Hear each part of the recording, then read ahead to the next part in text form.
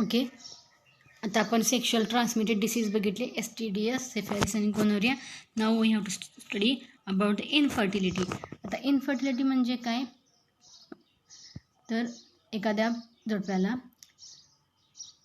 Baby न होणे, व्यंध्यत्व ज्याला म्हटलं जातं. इनफर्टिलिटी म्हणजे व्यंध्यत्व. आता याच्यामध्ये what is the mean of infertility? Infertility is defined as the inability to conceive naturally after regular unprotected intercourse. म्हणजे आफ्टर द कॉन्टॅक्ट एखाद्या कपलमध्ये जो काही बेबी न व्हायची प्रोसेस आहे, नॅचरली बेबी न होणे, याला म्हटलं जातं infertility. The cause of infertility could be physical, congenital diseases, immunological और इवन सायकोलॉजिकल. डिसीजेस होण्याची कारणं काय आहेत किंवा इनफर्टिलिटीची कारणं काय, तर फिजिकल, बॉडीमध्ये काही तर चेंज असू शकतो फिजिकली, किंवा कोजेनायटल म्हणजे ज्यामध्ये काय, कोजेनायटल डिसीज म्हणजे काय, एक्झाम्पल सिफिलिस, गोनोरियासारखे, किंवा अनुवंशिकता, इम्युनॉलॉजिकल और इवन सायकोलॉजिकल, इम्युन सिस्टीम त्याला वर्किंग करत नसेल, किंवा सायकोलॉजी सुद्धा काय होऊ शकते, बेबी होऊ शकत नाही. सायकोलॉजिकल जर बेबी नको असेल तर बेबी होऊ शकत नाही. The common physical causes in female are polycystic ovary syndrome. Mostly physical cause कोणता आहे, पॉलिसिस्टिक ओव्हरी सिंड्रोम, PCOS म्हटलं जातं. किंवा हार्मोनल इम्बॅलन्समध्ये असेल, म्हणजे फिमेलमध्ये असणारे काय काय आहेत, तर PCOD असू शकेल, किंवा हार्मोनल इम्बॅलन्स, किंवा एंडोमेट्रिओसिस. एंडोमेट्रिओसिस म्हणजे काय, एंडोमेट्रियमला झालेला TB which is done to the endometrium of the female uterus. Okay, while in मेलमध्ये काय असणार आहे, लेस स्पर्म काउंट किंवा स्मॉल साईज ऑफ पेनिस, हे दोन काय आहे त्याच्यामध्ये असणारे फिजिकल बॅरियर आहे ज्याच्यामुळे इनफर्टिलिटी होऊ शकते. ओके, आता ही जी इनफर्टिलिटी आहे ती इनफर्टिलिटी म्हणजे जर बेबी होत नसेल तर ती आज तागायत काय होतं की एखाद्या जोडप्याला जर बेबी होत नसेल तर काय करावं, म्हणजे एकतर त्यानं एखाद्या दुसऱ्या बेबीला ॲडॉप्ट करायला पाहिजे, किंवा मूल नसून आहे तशी त्याची लाईफ जगायला पाहिजे. हे आज तागायत होतं.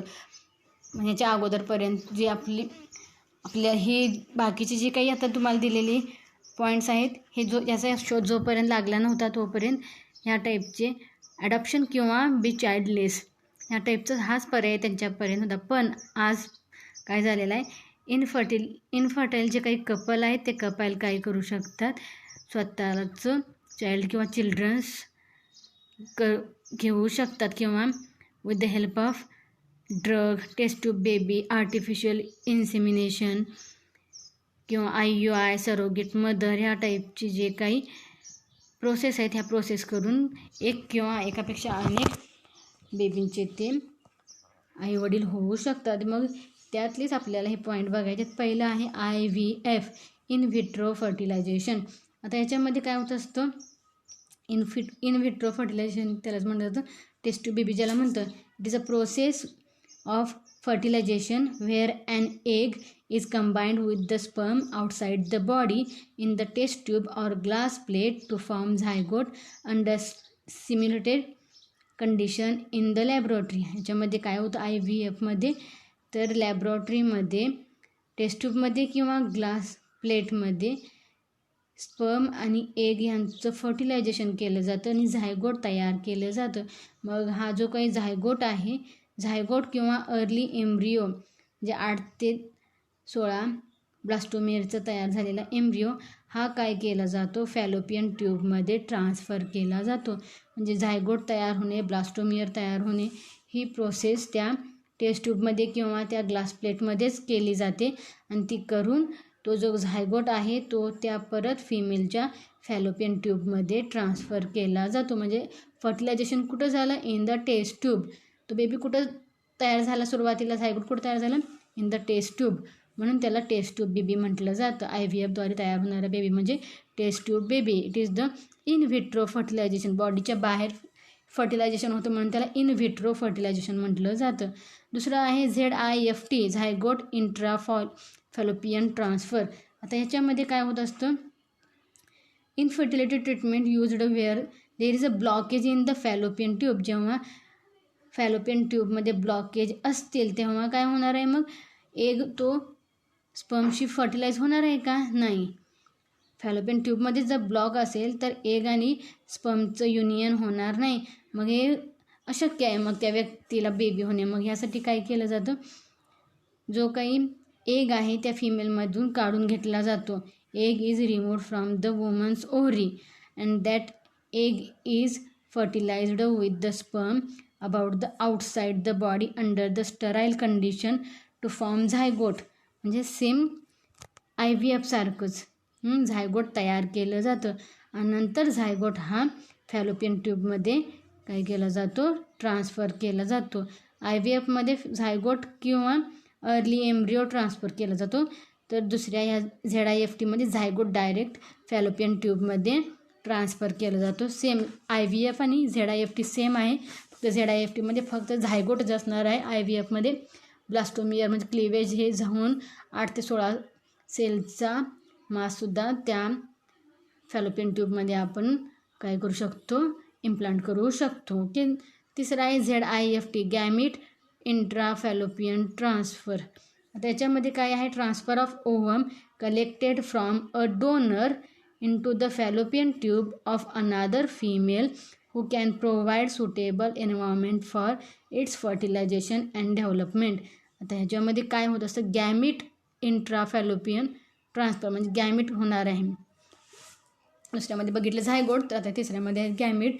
एखादी फिमेल असेल त्या फिमेलमध्ये ओव्हा तयार होतो, पण तो ओव्हा तयार झाल्यानंतर त्याच्यामध्ये काय होत नसणार आहे, फॅलोपियन ट्यूबमध्ये तिथं जाऊन तो बेबी कन्सीव्ह होत नसेल किंवा ती युटेरसचं जो काही टेम्परेचर आहे तो टेम्परेचर गर्भधारणेसाठी जर योग्य नसेल तर काय केलं जातो, एका फिमेलकडून तिचा ओव्हरीमधून ओव्हा काढून घेतला जातो. ओके.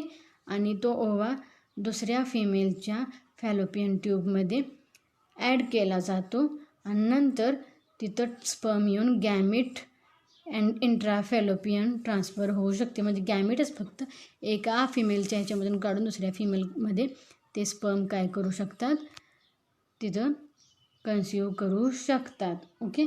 किंवा याच्यामध्ये अजून काय होऊ शकतं, तर सरोगेट मदर टाईपमध्ये ही प्रोसेस याच्यामध्ये होऊ शकते. In this procedure ova and sperm are directly injected into the region of the oviduct. Ova पण घेतला जातो, स्पर्म पण घेतला जातो आणि ते दुसऱ्या फिमेलच्या ह्याच्यामध्ये डायरेक्ट त्या ओव्हिडक्टमध्ये काय केलं जातं, इंजेक्ट केलं जातं. म्हणजे दुसऱ्या फिमेलचा आणि त्या मेलचा काही कॉन्टॅक्ट येणार आहे का, नाही. हे दोन्ही घेऊन काय करू शकतात आपण, ओव्हा आणि स्पर्म यांचं युनियन त्या दुसऱ्या फिमेलच्या फॅलोपियन ट्यूबमध्ये होऊ शकतं आणि फर्टिलायझेशन झाल्यानंतर ब्लास्टोसिस्ट तयार होऊ शकतो. ओके. टोटल किती आहे, तर 30% त्याच्यामध्ये चान्सेस आहेत GIFTचे, त्याच्या म्हणजे सक्सेस व्हायचे. त्यामध्ये मग ॲक्च्युअल युटेरस जो असेल तो त्या दुसऱ्या फिमेलचा युटेरस त्या कपलने यूज केलेला आहे, राईट.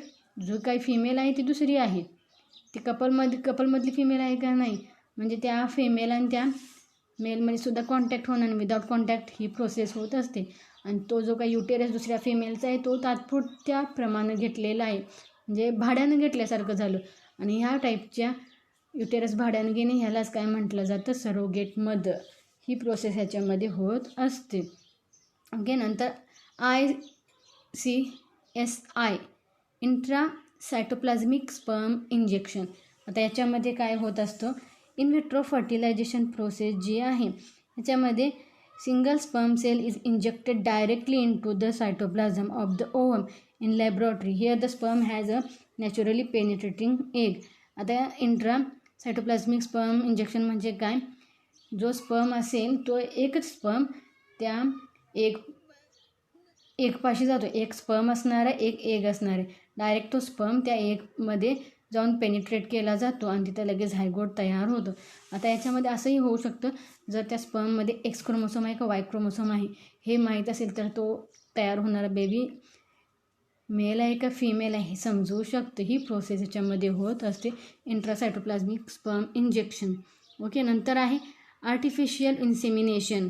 म्हणजे याच्यामध्ये काय असणार आहे, एखादी जर मेल जो असेल, मेलमध्ये इन्सेमिनेशन होत नसेल, म्हणजे मेलमध्ये स्पर्म तयार होतात पण at the time of contact काय होत असेल, ते स्पर्म बाहेर पडत नसतील, किंवा ती जी काही फिमेल आहे, फिमेलच्या व्हजायनामध्ये जर ते स्पर्म व्यवस्थित डिपॉझिट होत नसतील, तर काय केलं जातं, आर्टिफिशियल इन्सेमिनेशन केलं जातं. त्या मेलकडून जो काही स्पर्म्स आहेत ते स्पर्म्स कलेक्ट केले जातात आणि फिमेलच्या सर्विक्समध्ये इंट्रोड्यूस केले जातात. This is the in vivo fertilization in vivo आहे, इनसाइड द बॉडी आहे. ओके. नेक्स्ट आहे IUI, इंट्रायुटेराइन इन्सेमिनेशन.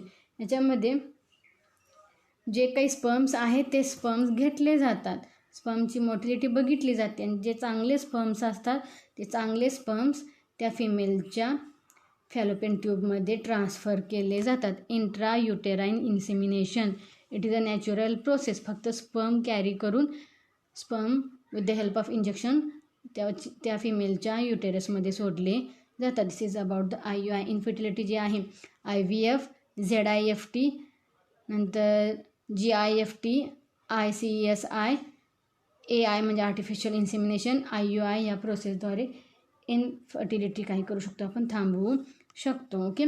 त्याच्यानंतर आहे स्पर्म बँक.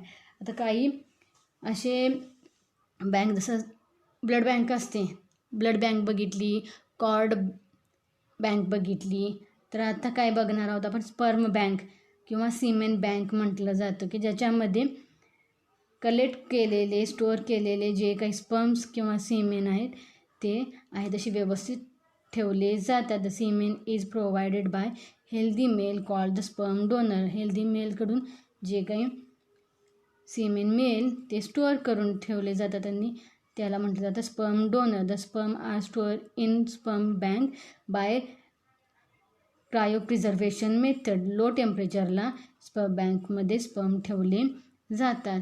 समजा ह्या सगळ्याच प्रोसेस नाही झाल्या, होतच नसेल तर त्या कपलला बेबी, तर शेवटचा पर्याय काय आहे, ॲडॉप्शन.